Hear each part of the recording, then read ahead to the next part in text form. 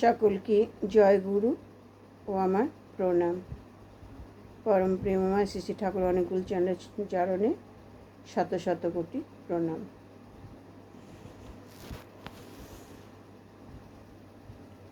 ঠাকুর বলেছেন শিক্ষা সংস্কারের কথা। সবার আগে শিক্ষা সংস্কার।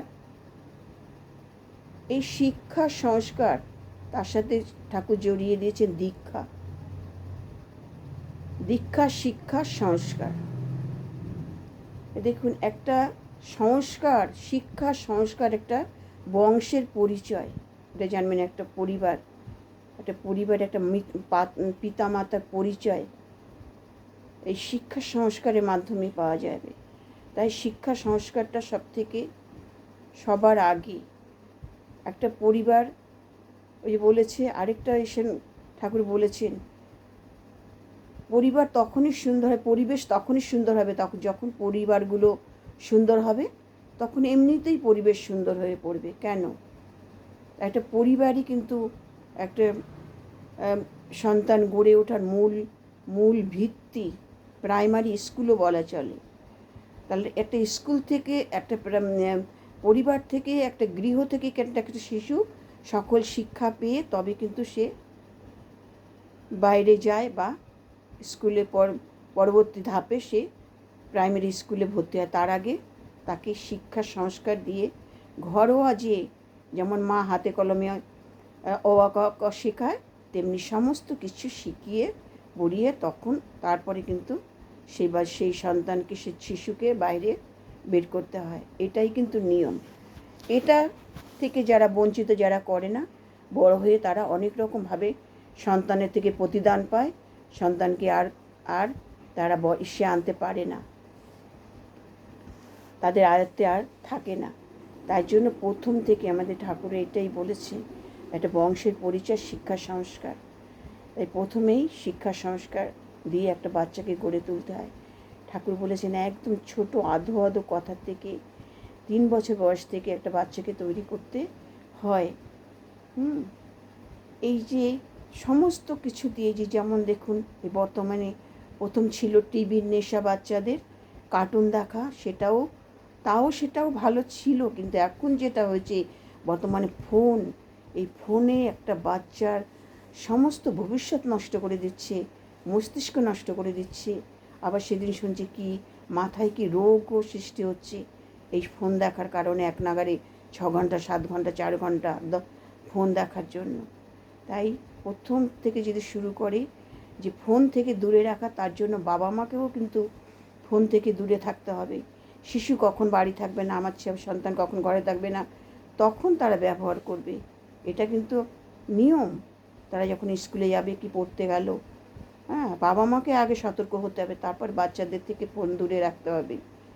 এই ফোনই কিন্তু মানে একটা বাচ্চাকে পুরো অ্যাবনর্মাল করে দিচ্ছে। দেখুন, সে ফোন ছাড়া কিচ্ছু, তার না সে কোনো আত্মীয় স্বজনকে চিনছে, না বাবা ঠাকুরদা ঠাকুমার সাথে কে চিনছে, না কোনো কেউ আসলে মানে করছে, কিচ্ছু না। কোনো বাইরের জগতের সঙ্গে তার কোনো সম্পর্ক থাকছে না।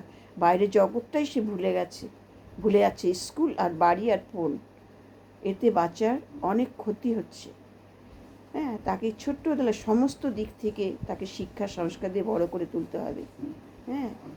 এই যে মানুষের সাথে কীভাবে ব্যবহার করবে এবং গুরুজনদের কীভাবে মান্য করবে, বাবা মার সাথে কী ধরনের ব্যবহার করবে, বাড়িতে লোক এলে কীভাবে ব্যবহার করবে। এখন তো প্রণামেরই উঠে গেছে। আমাদের ঠাকুরের যারা সৎসঙ্গী না, অনুপ ঠাকুরের দীক্ষিত, প্রত্যেকেই এখনও তারা প্রণামের অভ্যাস, তাদের বড়দেরও এবং বাচ্চাদের থেকে শুরু হয়েছে। প্রত্যেকটা বাচ্চারও সেই অভ্যাস এখনও তারা সেই অভ্যাসটাই রয়েছে। তা এটাই একটা বাচ্চা তৈরি করতে প্রথম ছোটোবেলা থেকে তৈরি করতে হয়।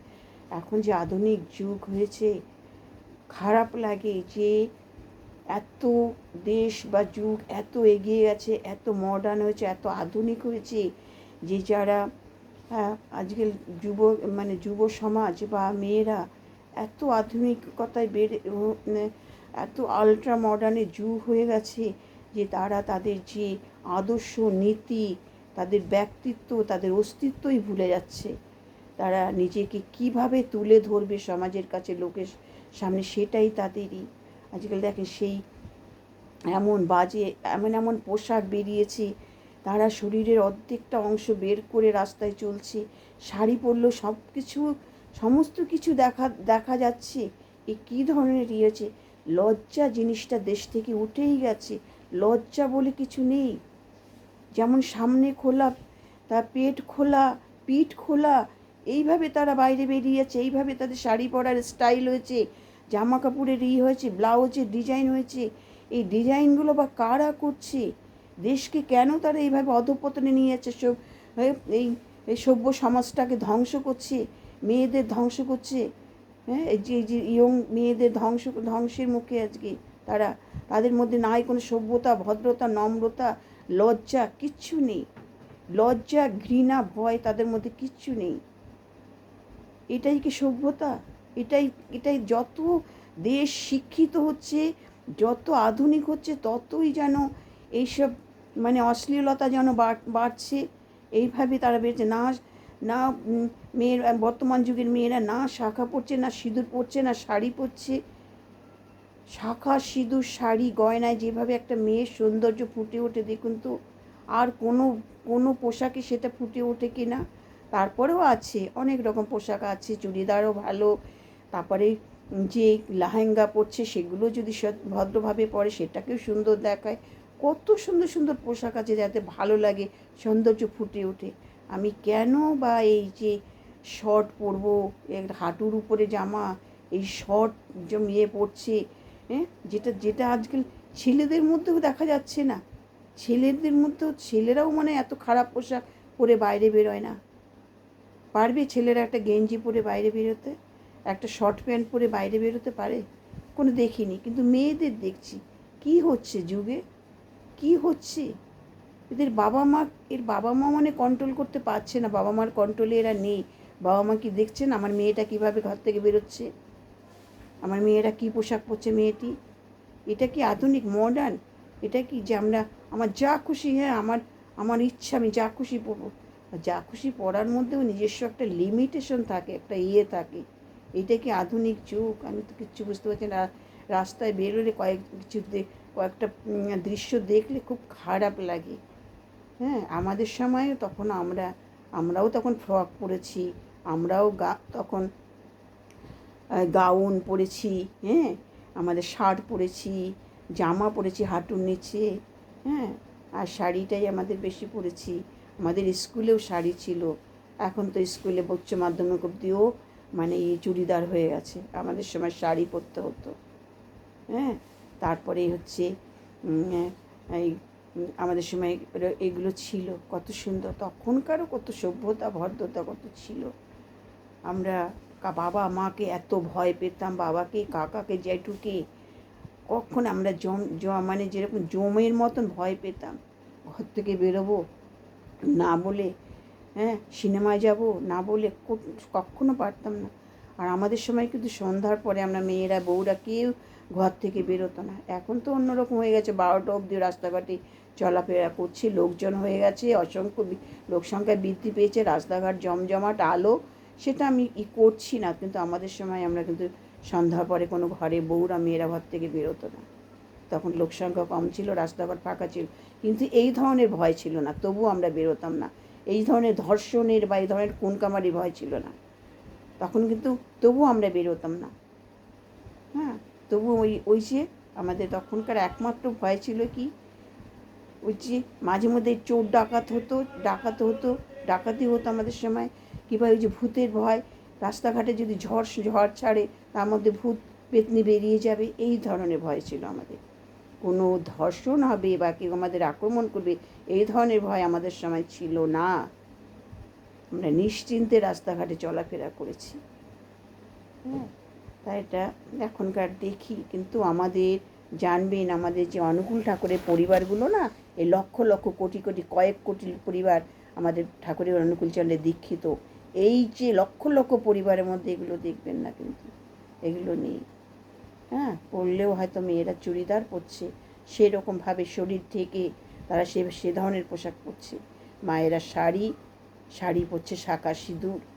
আর আমাদের বেশিরভাগ দাদারা উৎসবে পায়জামা পাঞ্জাবি, ধুতি পাঞ্জাবি। আর দেওঘরে যারা যাবে প্রত্যেকে ধুতি পাঞ্জাবি। দেওঘরে যাওয়ার সময় প্রত্যেকে ধুতি পাঞ্জাবি, শাড়ি। সেখানকার পোশাকই এটা। প্রত্যেকটা সৎসঙ্গী পরিবারের তাদের পোশাক কিন্তু তারা কিন্তু খালি পোশাক নয়, তারা কোনো বাজে কথা বলবে না, মানুষকে ব্যথা দিয়ে কথা বলবে না, তাদের মধ্যে কোনো হিংসা অহংকার কম তাদের মধ্যে। এই সমস্ত গুণগুলোই সৎসঙ্গী পরিবারগুলোর মধ্যে আছে। অনুকূল ঠাকুরের একমাত্র শিষ্য যারা, অনুকূল ঠাকুরের পরিবার যারা, তাদের মধ্যে কিন্তু আছে এখনও। তাই জন্য তো ঠাকুর বলেছে এই সভ্যতা ভদ্রতা এগুলো সংস্কারের উপর নির্ভর করে, শিক্ষা সংস্কারের, মা বাবার উপর। মা বাবা যেভাবে গড়ে তুলবে মা বাবাকে সেভাবে তৈরি হতে হবে, তাদের পরিবারও সেভাবে তৈরি হবে। আছে না আগেকারে, এখনও আছে অভিজাত পরিবারে, এখনও শিক্ষা সংস্কার আছে, তাদের ছেলে মেয়েও এখনও ভালো। যেসব পরিবারে শিক্ষা সংস্কার আছে, অভিজাত পরিবারগুলো, তাদের ছেলে মেয়ে এত বেপরোয়া এত অবাধ্য নয়, এখনও আছে। আর তখনকার দিনেও ছিল রবীন্দ্রনাথের পরিবার, তখনকার ছিল নেতাজি সুভাষচন্দ্রের পরিবার, ঈশ্বরচন্দ্র বিদ্যাসাগর পরিবার, এগুলো ছিল না? তখনও ছিল এসব পরিবারগুলো।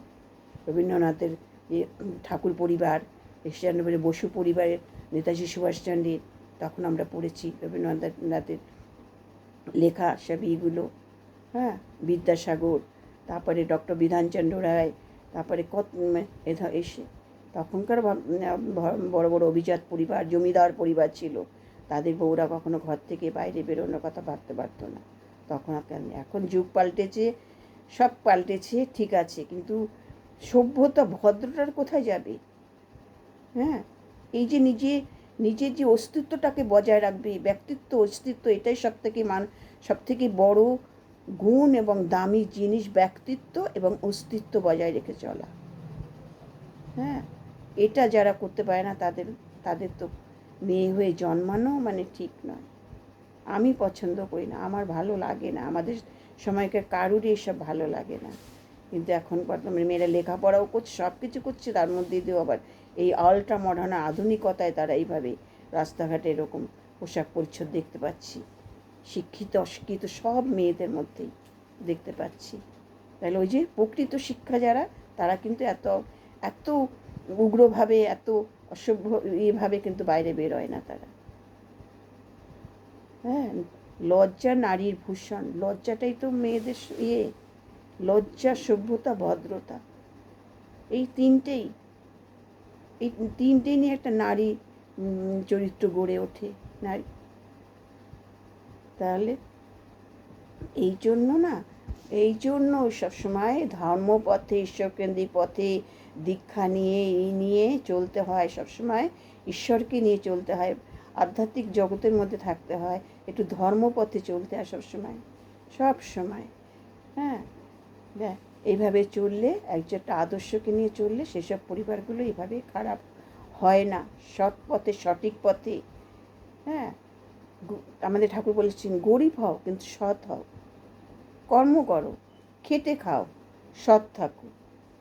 জয় গুরু। আমার আলোচনা ভালো লাগলে লাইক, শেয়ার, কমেন্ট করবেন। সকলের মঙ্গল প্রার্থনা করি।